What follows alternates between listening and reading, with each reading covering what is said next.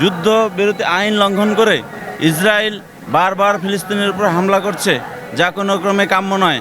আজকে গাজায় ইসরায়েলের হামলার প্রতিবাদে সারা বিশ্বের মুসলমান, বাংলাদেশের মুসলমান জেগে উঠেছে।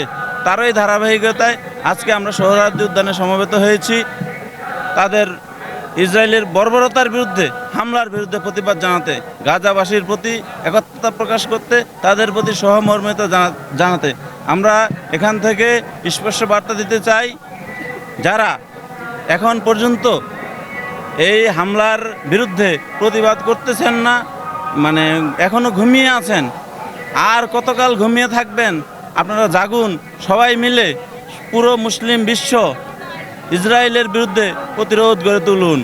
আমরা চাই অতি শীঘ্রই ইসরায়েল তাদের হামলা বন্ধ করবে। আমরা চাই অতি শীঘ্রই ফিলিস্তিন একটি স্বাধীন সার্বভৌম রাষ্ট্র হিসেবে প্রতিষ্ঠা লাভ করুক, তারা স্বাধীনভাবে বাঁচুক।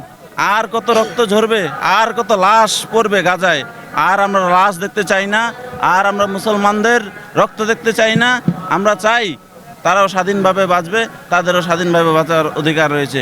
আমরা সারা বিশ্বের মুসলিম এর তীব্র নিন্দা প্রতিবাদ জানাচ্ছি, ইসরায়েলের প্রতি ধিক্কার জানাচ্ছি।